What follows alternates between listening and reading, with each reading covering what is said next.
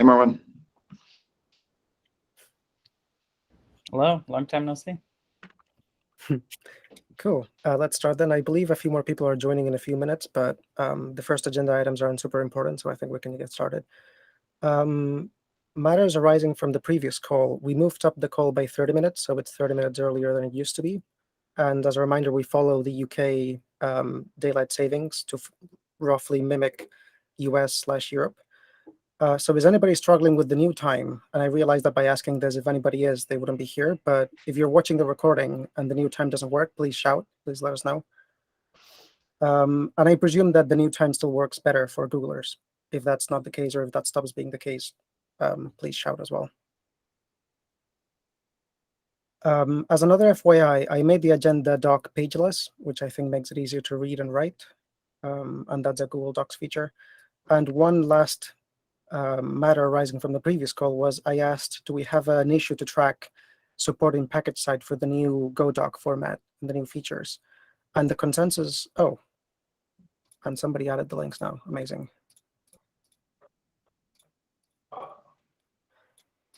Okay, great. Thank you. Because I believe last call somebody said, yeah, there are some issues, but we didn't find them. So thanks for that. Cool. So starting with IDE/editor/tools, the first one is mine. It's an FYI that the one about a global ignore mechanism for files and directories like node modules is seeing some activity again. I locked the older one because some people were getting frustrated there and they didn't realize there was a newer open proposal. I don't think we need to do anything about it right now, just FYI that it's getting some activity in terms of people complaining about it. What are people complaining about specifically? They have enormous node modules directories with symlinks and other files that make GoList and GoPlease unhappy. Yeah, this has become more of an issue with GoPlease following Go.work. In fact, we were just talking about this in Slack this morning. I was talking about this with someone because GoPlease ignores node modules at root, but now that root is the location of your Go.work file and you have many sub-modules, each of which has their own node modules directory. So we're going to fix that by skipping node modules recursively. And we had talked about making the Go command ignore it as well by using overlays. So I feel like we can probably solve this problem now for GoPlease. And I wonder if there are similar solutions for other users in other contexts. It might be interesting to go to that issue and ask if anybody's running into this problem without GoPlease via some other entry point, because I never run into this problem, so I don't know. Yeah. But it's entirely possible that fixing it for GoPlease is enough. I don't know. Yeah, there's a lot of mentions of GoPlease in this issue. Okay, well, yeah.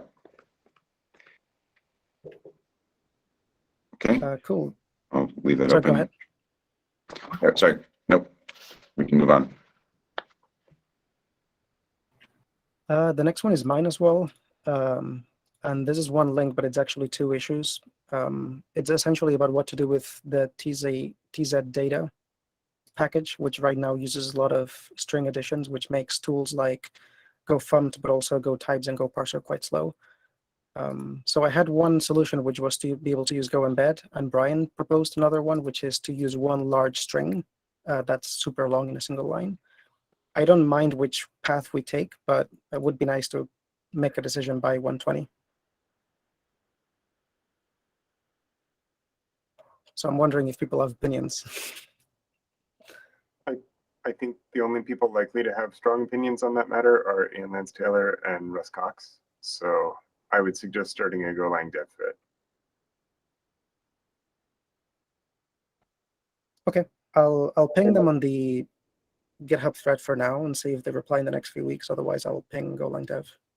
Okay, Ian Lance Taylor usually does respond to GitHub pings. Russ Cox usually does not. So if you want to ping Russ, ping him via some other mean.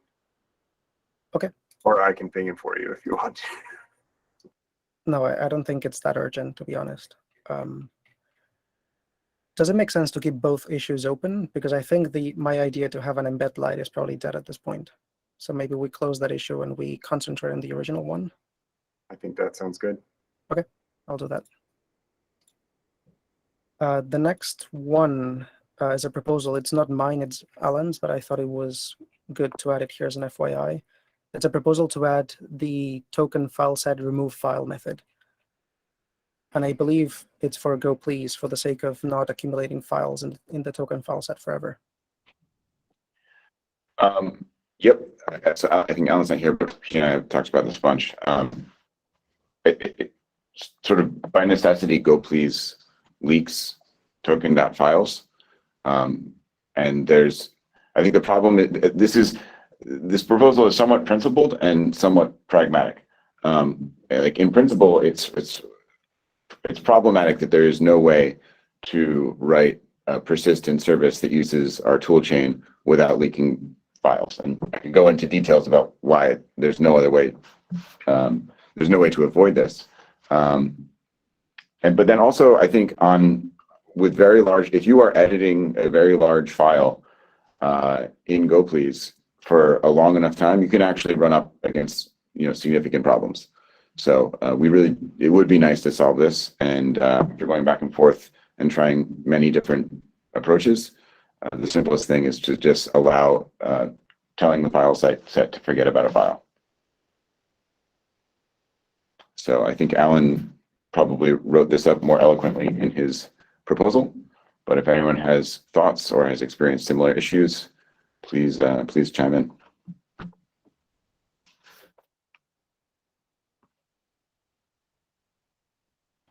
I believe there was a comment in that thread about maybe we should look at the Go / APIs as a whole in terms of making them more efficient for Go Please. Is that being seriously considered?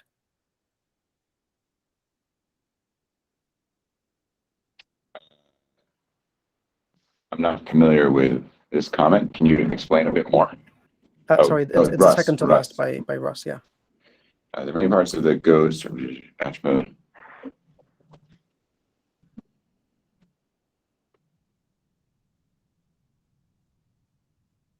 I'm not entirely sure what Russ meant by that.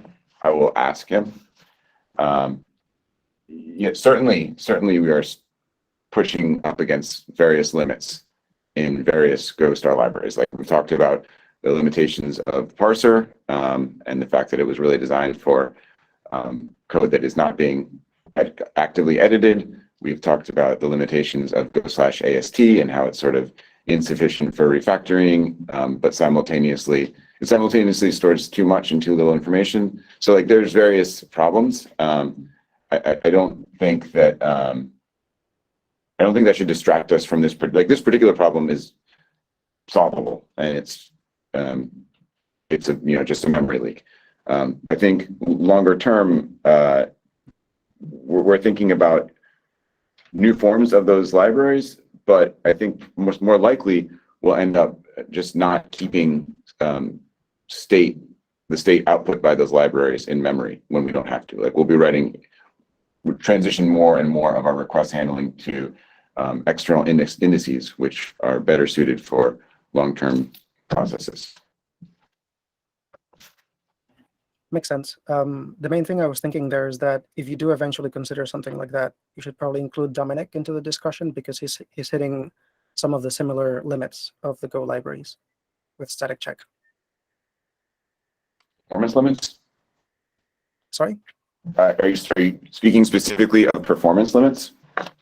Yeah, I believe the biggest one for him is memory usage because of all the pointers and the overhead of the maps. Yeah.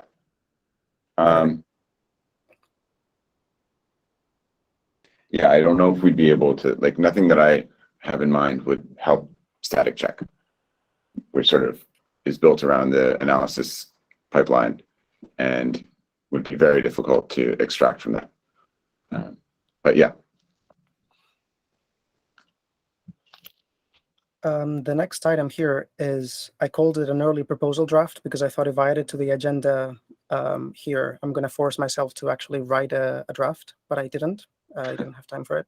But the rough idea is I keep seeing people online complain that Go proxy, the default, is harmful because by default, it always just points to google.com, golang.org. And I've seen some Linux distros patch that out and replace it with direct, which is a bad idea for multiple reasons. But the problem with replacing it with another proxy is that then you make something else the single point of failure, right? So I'm thinking, does it make sense to support some form of round robin? So you can say, as a first step, pick one of these 4 Go proxies at random or in order. It doesn't really matter. But the point being that you don't rely on a single one of them. And then presumably the default would not be seen as harmful by some people. Just So in throwing this theory, idea out there. You could already implement your own local round robin proxy as a Go proxy running on localhost and then point it toward that. You could, but I don't think people actually will go through that trouble. Instead, they will just disable Go proxy.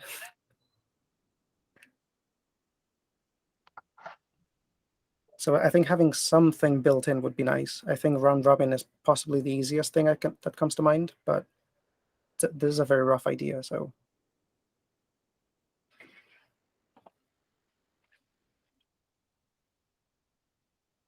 I might try to write this down as a semi-finished proposal by next meeting, unless somebody thinks it's a horrible idea. And I guess you can sort of get round robin if you make some of the proxies say, don't use me, use the next one. But then I don't think that works because you would have to have a local proxy like Brian Yeah, you'd says. have some probabilistic failures, I think. Yeah. Anyway, I don't know. I'm skeptical of it, but it's probably not harmful to write a proposal.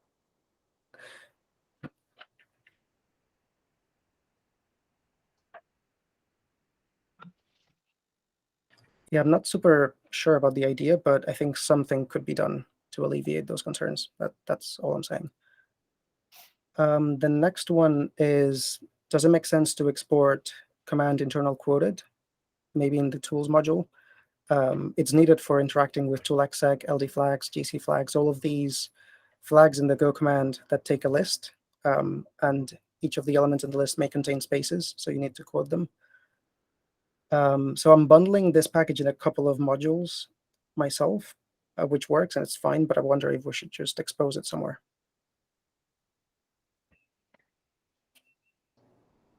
Maybe. So all new API is supposed to go through proposals. So I would say wash it through the proposal committee and see what comes out. Okay. I guess my strategy is throw it at the tools meeting, see if it sticks. And then if it sticks, I'm going to go and write the proposal. I have no objection to it. Okay. I would thumbs up the proposal, but I'm also not on the proposal committee. So Sounds good. Anything else about ID/editor/tools that is not on the agenda?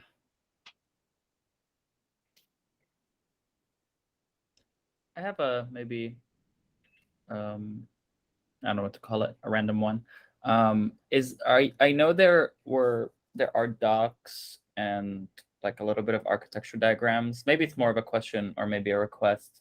And I know at some point Rob mentioned GoPlease is going through a refactor, but I wonder if there is a doc that or a video or something somewhere that has like a deeper dive into the code base of GoPlease.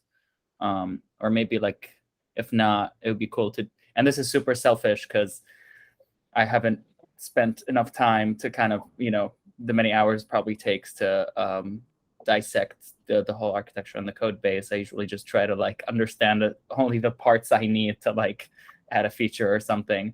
But I don't know if that's something that's been talked about already exists. It might be cool to do like a deep dive, a video or a document or something. It might already be out there, but I know that there might be a current refactor, so it might not be the right time. Well, I can certainly answer your question about whether such a thing exists, and it does not. And you are right that we are currently refactoring several things. And we're trying to take all the things that we've learned over the last 3 or 4 years and reformulate the core of GoPlease in perhaps subtle ways, but hopefully ways that that so benefits. So yes, I think such a thing is warranted because the design docs that do exist for GoPlease were written a long time ago and are increasingly stale. I don't know when we'll get around to it, but I have it on, actually wrote it on a list this morning to include that. But right now we're sort of throwing things up and seeing where they settle, and sort of going through things incrementally and rationalizing them as we go. Cool. That's awesome. But if you have specific questions, I will say it would be helpful for me to answer them directly, because that would also help me understand the types of questions that such a doc should answer. So if you want to ask me in Slack or have a VC, whenever, just let me know. Awesome. I will take you up on that.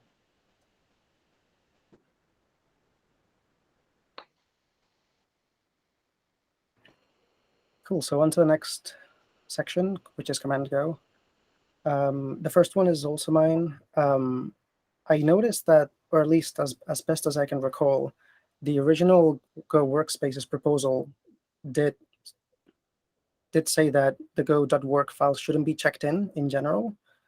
And we went back and forth on that, but the final proposal doc did say that.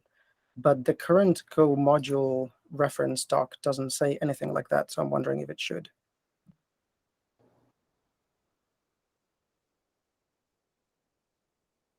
Honestly, I feel like it probably shouldn't. I think we should let users make their own decisions about whether to check it in. Okay, so then here's my answer to that. I think the common knowledge is that it should never be checked in because you have things like github.com's global gitignore or default gitignore file does contain go.work. So I think everybody's assuming that they shouldn't be checking them in. So maybe we should call out that they may be checked in under some circumstances, and maybe we explain what those are.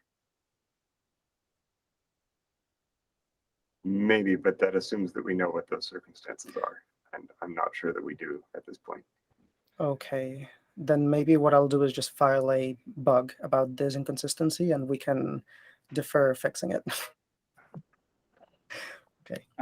One thing I would also add to that on the same theme I've been on is and again, apologies if it already exists, and I'd love a link if it does, but it would be really cool if there were like scenarios of like, so a little user guide of like when to ignore it, when not to ignore it, and like what are the use cases.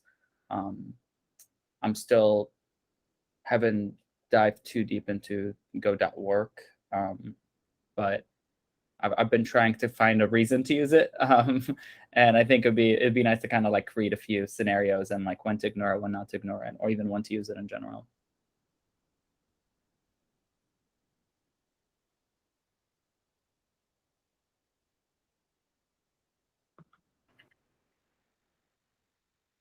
Cool. The next one is a proposal, which is to add a reproducible flag.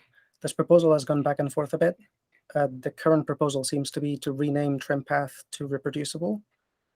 This is just as an FYI.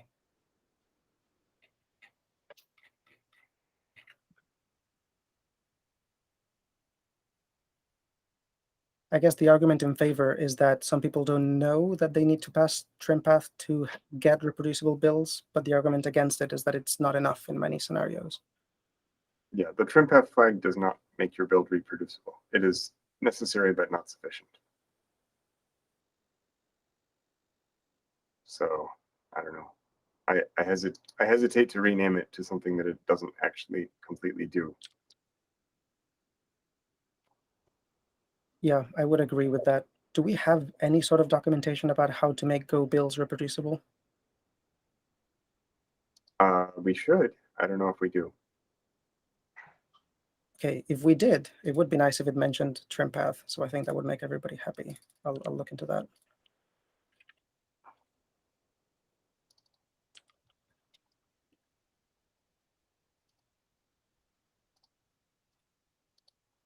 Another proposal is to add some and GoMod some fields to GoList-m-JSON.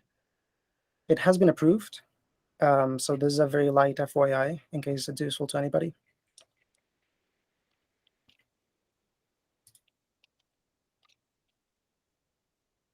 Oh, module indexing. I'll shut up and listen. So as another FYI, in 119, we are attempting to ship some performance improvements in the Go command for the overhead of opening lots of files to compute import graphs that are then not necessarily all used. So in very large modules, Michael has been particularly looking at Kubernetes and its dependencies, things that import from Kubernetes and so on. So when you're doing a Go command in a large module, you might end up opening a huge number of files to compute its dependency graph. And you might only be doing that to run things like go-mod-tidy, where you're not actually building the module. And so we can save a lot of file overhead during module loading if for the parts of the module graph that are not modified, such as the immutable checksummed modules in the module cache. If we do those file operations once and then save a small index describing the import graph for all of the packages in the module.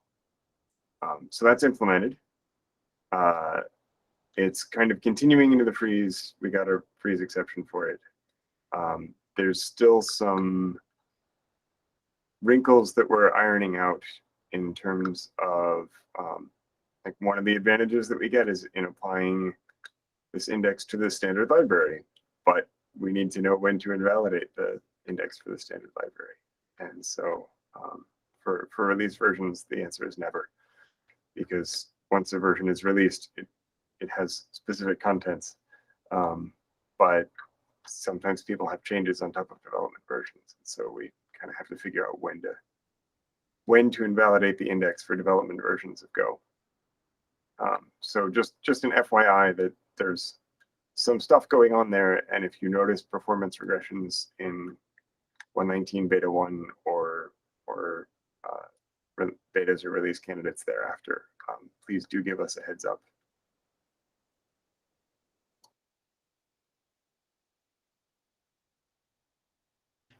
Out of curiosity, does this help mostly with syscalls or with CPU overhead of like parsing Go files? It helps a tiny bit with parsing Go files because the file, the index format is intended to be very, very simple. It's memory mapped and everything is just offsets. It's intended more to help with system call overhead and things like seek time on slow disks and having certain numbers of file descriptors open, things like that. So it's intended to be mostly addressing system call overhead.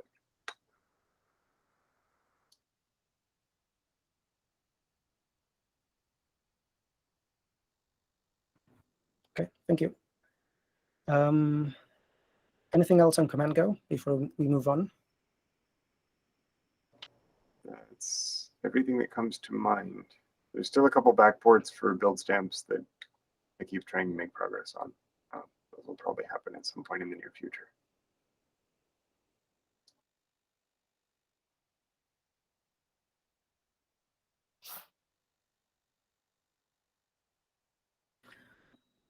Okay, the next item is mine, which is progress on replacing Paul as the owner of Drive and YouTube. No progress this month because we're both traveling, but I'll try again next month. There's like 3 to-dos left. On to what are people working on going forward or anything interesting to share. I'll start by saying I've got a stack of CLs to make Go Printer a little bit faster. And I understand Go Printer is not the hot path for many tools, but for one of mine it is, so why not? As an FYI.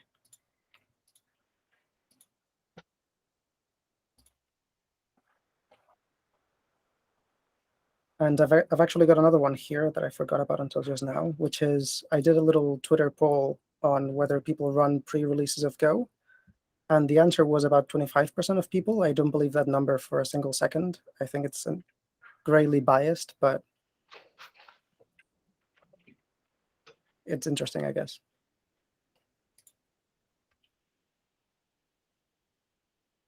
I think it's much lower.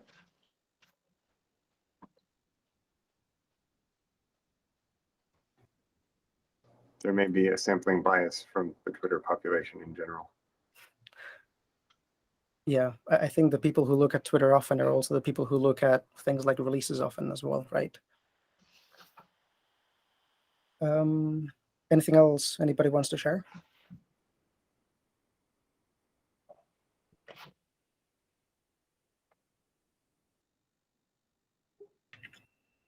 Okay, so on to the next session. This is going to be a bit tricky because we've got summer coming. The freeze is ending in late July. So I think we should skip July because a call in the middle of July is going to be, 2/3 of people are just busy with the freeze. So I think we should skip and do August next, but then August is conference season. So the 17th is GopherCon UK. So I think we could do, for example, August 3rd, because that should be roughly when the tree reopens, and then we can talk about 120. Any thoughts about that? And I realize early August, some people will be away, but I think that's how it is with August. So Which day in August? so I'm thinking of August 3rd, which is a Wednesday, same time. Yeah, that works for me. Okay, cool. So do we have a volunteer? I'm happy to do it. Okay, so it will keep bouncing between Rob and myself until somebody else volunteers, I think. That's fine with me. Don't mind. Cool, that's it then. I'll upload this recording later today then.